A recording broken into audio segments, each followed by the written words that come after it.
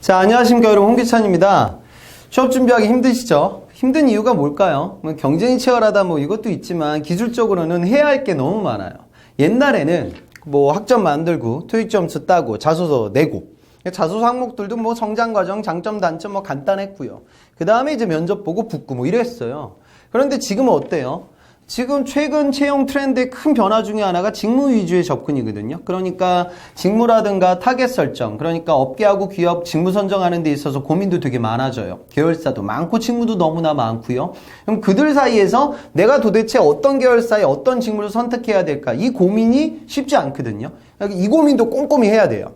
그 다음에 자소서도 써야 되고 항목도 예전 같지 않거든요. 왜 현대자동차 이어야만 하냐? 그 다음에 어떤 항목을 줘요. 그러니까 간단하게 여러분들의 과거 이력을 묻는 게 아니라 매장 라운딩하고 그 다음에 지점 몇 군데 다녀본 다음에 자소서 써야 될 때가 생겨요. 그 다음에 인적성, 언어 수리, 추리, 시각적 사고, 직무 상식, 알고리즘 문제들 여러분들 NCS도 마찬가지로 준비해야 되고요. 그 다음에 면접도 뭐 단순하게 임원 면접만 보는 게 아니죠. 실무진 면접, PT 면접, 창의성 면접, 롤플레이 면접 이런 것들 봐야 돼요. 그러다 보니까 해야 할 것들이 굉장히 많습니다. 이 동영상은 사실은 지금 제 종합반이 이제 거의 한 40기 정도 육박하고 있는데 그 커리큘럼이 되게 많아요. 그래서 제가 아무리 포스터로 얘기를 해도 여러분들한테 감이 안 오기 때문에 제가 간단하게 그 부분을 설명드릴 텐데 뭐 꼭 제 강의뿐만이 아니다 하더라도 여러분들이 이제 올해 하반기 16년 하반기를 준비하는 사람 관점에서 도대체 어떤 부분들에 집중해서 준비를 해야 되냐. 단순히 뭐 학점이라든가 토익만으로 지금 취업이 너무나 힘든 상황이기 때문에 이런 절차적인 부분들을 어떻게 준비하고 올 하반기를 뛰어야 되냐. 그런 관점에서 편안하게 좀 들어주셨으면 좋겠어요. 자, 그러면 제 종합반 수업도 마찬가지인데 첫 번째 제일 먼저 해야 되는 게 앞서 제가 말씀드렸던 타겟 설정이에요. 이 타겟은 크게 업계, 기업, 직무 이 세 가지입니다. 이 중에서 사실 제일 중요한 게 직무예요. 지금 정부에서 진행하고 있는 NCS 이것도 직무 위주의 채용을 하겠다 이 이야기고요. 삼성이 서류 전형의 타이틀이 어떻게 바뀌었어요? 작년부터 직무적합성 평가. 그러니까 삼성 같은 경우에는 이공계라고 하면 여러분들이 내가 어떤 사업부, 그러니까 전자 DS 메모리 사업부를 쓸 거냐, 디스플레이 사업부를 쓸 거냐, 호텔 신라를 쓸 거냐, 아니면은 뭐 제일 에버랜드, 삼성물산을 쓸 거냐, 뭐 이런 고민들을 할 때 여러분들의 과거 이력을 본단 말이죠. 그러니까 이공계들은 들었던 과목을 봐요. 그래서 여러분들이 들었던 과목의 양과 질을 검증해가지고 서류 전형을 이뤄나갑니다. 그 다음에 문과 같은 경우에는 여러분들의 직무 관련된 경험들을 보거든요. 그러니까 타겟 설정에서 확률을 높이기 위해서는 직무 선정이 명확하게 이루어져야 돼요. LG 같은 경우에는 세 가지 계열사를 선택할 수 있거든요. 그러니까 전자, 디스플레이, 화학이냐 아니면 여기 이노텍을 넣을 거냐 실트론을 넣을 거냐 뭐 이런 고민들이 되게 복잡하고 현자 같은 경우에는 다 쓸 수 있어요. 하지만 쓸 때도 내가 어떤 직무를 선택해야 될까 공기업 협회도 마찬가지입니다. 이런 고민들이 되게 많아요. 그래서 저는 이 고민을 해결하기 위해서 제가 직무별 취업 비법서라는 책을 쓴 지도 오래됐는데 거기 있는 내용들이 다른 취업 서적 대비 약간은 조금 난이도가 높은 편이에요. 그래서 제가 강의를 통해서 직무를 깊이 있게 이해하셔야 됩니다. 그리고 요즘은 제 학생들, 제가 옛날에 12년도 때 강의할 때는 한 가지 직군에 몰입해서 도전을 해라. 물론 지금도 그럴 친구들이 있지만 현실적으로는 확률을 높이기 위해서 직무 선정도 세컨 플랜이 있어야 돼요. 그러니까 여러분들이 목표로 삼을 수 있는 직무도 다원화되는 게 필요할 때가 있거든요. 그러기 위해서는 다양한 직무들을 명확하게 알아야 되는데 여러분들은 굉장히 추상적으로 이해하고 있는 게 문제입니다. 그래서 직무의 실체에 대해서 제가 깊이 있게 설명을 드릴 거고요.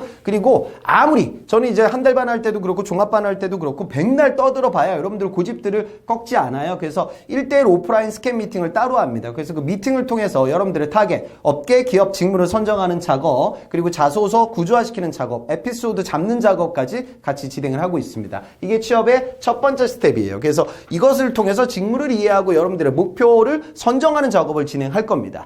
그 다음이 이제 중요한 자소서가 되겠죠. 그러니까 여러분들 요즘 자소서는요 트렌드가 두 가지 정도 있는 것 같아요. 첫 번째는 직무 위주의 접근을 많이 합니다. 이건 공기업 협회도 마찬가지고요.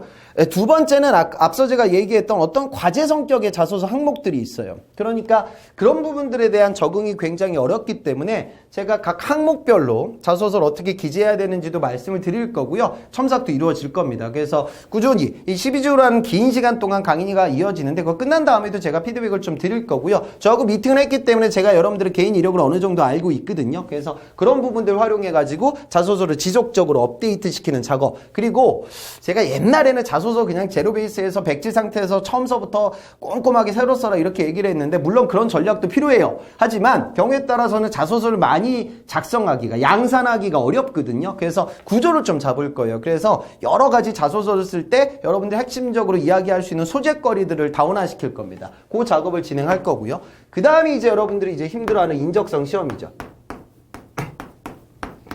자, 우선 인성하고 적성으로 나뉘는데 제일 힘든 게 이제 적성 파트죠. 그래서 저는 G사 베이스로 강연을 합니다. 그 이유는 아직도 삼성이 적성 시험의 규모나 그 다음에 여러분가 볼 수 있는 확률이 제일 높은 회사가 사실 삼성이에요. 그리고 이번 16년 상반기 삼성 채용이 많지 않았습니다. 이 얘기는 역으로 생각하면 하반기 때 채용이 제법 많을 거예요. 그래서 그 부분에 맞춰서 제가 강의도 할 거고, 두 번째는 삼성의 출제 범주가 가장 넓어요. 그래서 옛날에는 지금 뭐 P&G, 델파이 코리아 이런 외국계 기업들도 적성시험을 보고 있고, 그 다음에 국내 중견기업들도 적성시험을 많이 보거든요. 히든 챔피언도 요즘 적성을 보고 있기 때문에 삼성 베이스로 어느 정도 준비를 깔아놔야 돼요. 그래야 다른 기업의 적성시험도 도전이 가능합니다. 그래서 주로 유형으로 따지면 언어, 수리, 추리, 시각적사고, 직무상식 주로 이런 식이거든요. 이거 NCS도 마찬가지예요. 그래서 특히 언어 파트는 그나마 여러분들이 좀 쉽게 푸는데 속도감 있게 풀어야 되기 때문에 시간 제거 푸는 연습을 진행하셔야 되고요.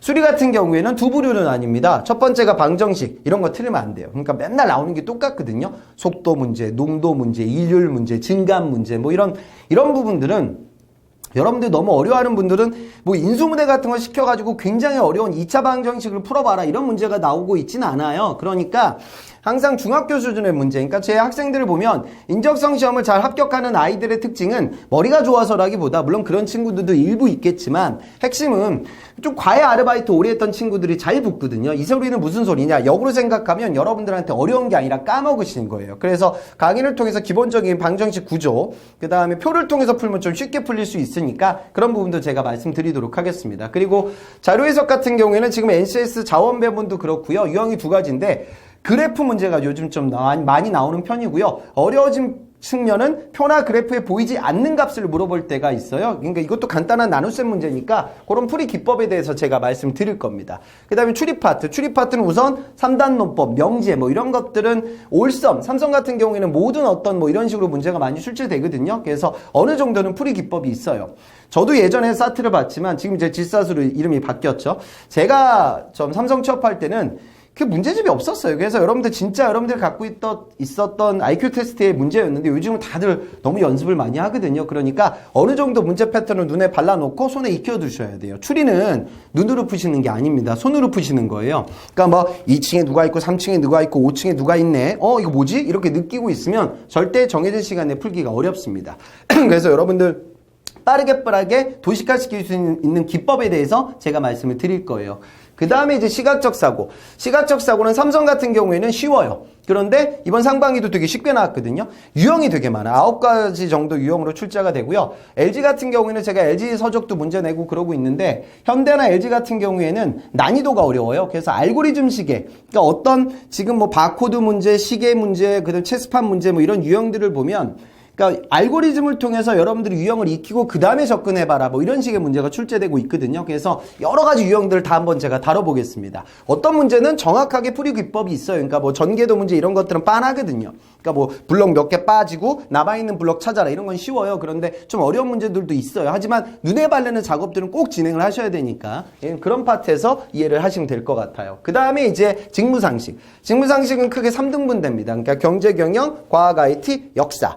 자, 우선 역사 같은 경우에는 현대는 에세이 써야 되고요. GS, 그 다음에 SK도 10문제씩 출제가 되고 있고 CJ도 나오고 국민은행 뭐 이런 데도 지금 KB 이쪽도 역사 파트가 출제가 돼요. 공기업도 마찬가지고요. 그러니까 국사를 제가 한번 훑어드리도록 하겠습니다. 그래서 중요한 국사 이벤트 위주로 쭉 한번 정리를 하고 중국사가 이제 삼성은 나오고 KB도 나오거든요. 그래서 한국사하고 중국사하고 연결짓는 작업까지는 제가 진행을 할 겁니다. 자, 그 다음에 과학 IT는 2등분돼요. 그러니까 IT 상식이 있고 그 다음에 순수 과학 문제가 있어요. 그래서 여러분들 물리, 화학의 기본적인 부분은 많이 까먹었으니까 그 부분을 리와인드하는 시간으로 제가 끌어갈 거고요. 그 다음에 IT 상식은 여러분들 나중에 이제 논술 쓸 때도 좀 필요한 부분이 됩니다. 그래서 최근 IT 동향에 대해서도 제가 정리를 해드릴 거예요. 그 다음에 경제 경영은 크게 3등분됩니다. 미시, 거시, 일반 경영. 그래서 특히 미시, 거시 파트 같은 경우에는 공기업 논술, 그 다음에 금융권 논술, 그 다음에 여러분들 면접장 가서도 이런 소재에 대해서 주거니 받거니 이야기를 나눌 수가 있어요. 그래서 그런 부분들에 대해서 제가 말씀을 드릴 거고, 강의를 듣게 되면 나중에 신문 같은 거 볼 때도 큰 도움이 될 겁니다. 그래서 이 부분하고 같이 아울러서 제가 강의를 끌어나갈 거예요. 그 다음이 이제 마지막 면접이거든요.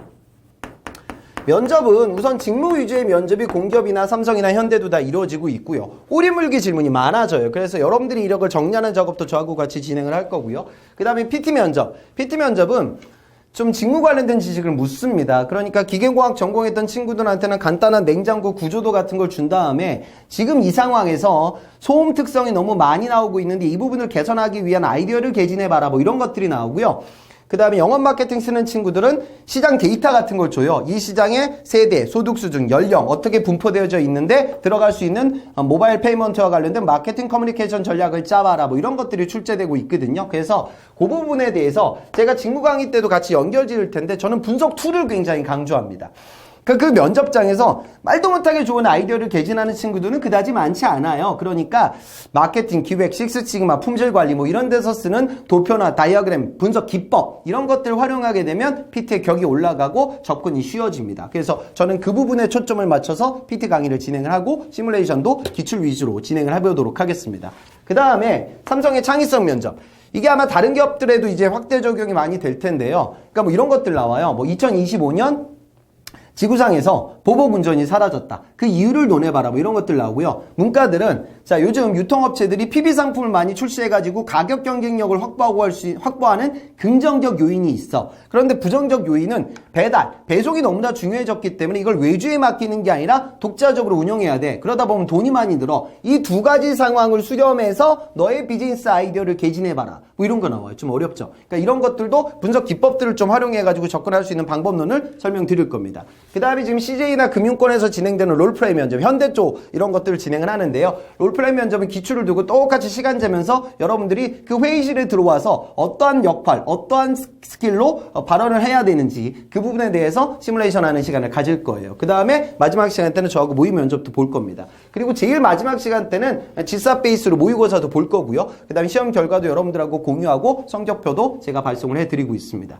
그래서 전체적으로 이 종합반은 타겟 설정, 다양한 자소 항목에 대한 기법과 첨사, 그리고 인적성 시험에 대한 풀이 기법들에 대한 논의, 그리고 면접 관련된 시뮬레이션, 그리고 모의고사까지 진행이 됩니다. 그런데 이게 12주 동안 길게 진행이 되는데 이거 하나만으로도 12주도 부족해요, 사실. 그래서 저는 스터디 운영을 따로 합니다. 그래서 제가 그 스터디는 수업 외적으로 진행이 될 거예요. 그래서 저하고 수업을 들으면서 인적성 문제집 한 권 정도는 그냥 풀 거예요. 하지만 수업 외적으로도 여러분들이 풀어야 하니까 스터디를 통해서 더 많은 문제집을 풀 거고요. 제가 직접적으로 관리 감독을 진행하고 있습니다. 그리고 별도로 보너스 특강도 할 거예요. 그래서 현직자들 제 라인업이 되게 많으니까 오비 특강은 제가 별도로 진행해서 여러분들 원하는 그런 계열사나 직무에 있는 친구들 강의 듣게 제가 제공해 드릴 거고요. 그 다음에 이제 NCS 홈페이지에 들어가 보면 이제 여러분들 그것도 접근 못하는 친구들이 사실 많아요. 그래서 그런 활용 기법에 대해서도 제가 말씀을 드리겠습니다. 그래서 스터디는 별도로 운영이 된다. 그리고 합격자 특강이라든가 이런 부분들은 번외로 진행이 될 겁니다. 그래서 전체적으로 진행해야 될 부분들이 많기 때문에 여러분들 좀 한 템포 빨리 하셔야 돼요. 하반기는요, 상반기하고 틀려요. 9월 달에 정말 압축되어져 있어요. 그러니까 9월 달에 많은 기업들의 채용이 끝나버릴 때가 많기 때문에 미리미리 준비하는 작업을 꼭 좀 진행하셔야 되고요. 기간이 되게 길기 때문에 저하고 끊임없이 소통을 진행하게 될 거고, 그 다음에 제가 여러분들 면접 후기라든가, 그 다음에 기업 분석 자료는 나중에 여러분들 서류 합격하게 되면 제가 별도로 또 제공을 해드리고 있습니다. 그래서 그 부분을 같이 좀 끌어나가는 시간이다. 이렇게 생각을 하셨으면 좋겠어요. 그래서 이게 뭐 종합반 제가 뭐 그냥 홍보하는 영상이지만 홍보를 떠나서 여러분들 생각하셔야 되는 건 할 게 정말 많거든요. 그러니까 옛날 취업은요, 하기 싫은 걸 해야 돼요. 지금 이공계 학생들한테도 역사 문제를 풀게 만들고 에세이를 쓰게 만들고요. 그 다음에 문과 학생들한테도 마케팅 전략을 짜야지 자소서 접근이 가능해지고 PT 면접 접근이 가능해지고 있어요. 그러니까 이제는 나한테 익숙지 않은 부분을 따라가야 된다. 그래야 여러분들의 구직의 문이 열려요. 그러니까 저는 안타까울 때가 학교 공부 열심히 하고 토익 공부도 만들어 놨는데 토익 같은 경우에는 여러분들 지금 이제 대세가 아니거든요. 그러니까 토익 점수 쓰는 난이 없어지는 기업들도 있고 그래요. 그러니까 안 필요한 건 아니지만 제일 중요한 부분들이 오히려 다른 부분, 합격의 성패를 좌지우지하는 다른 부분들은 이런 복잡 다양한 취업의 전형의 요소에 녹아 들어가 있습니다. 그래서 그 부분을 따라가기 위한 노력의 시간이라고 생각을 하시고요.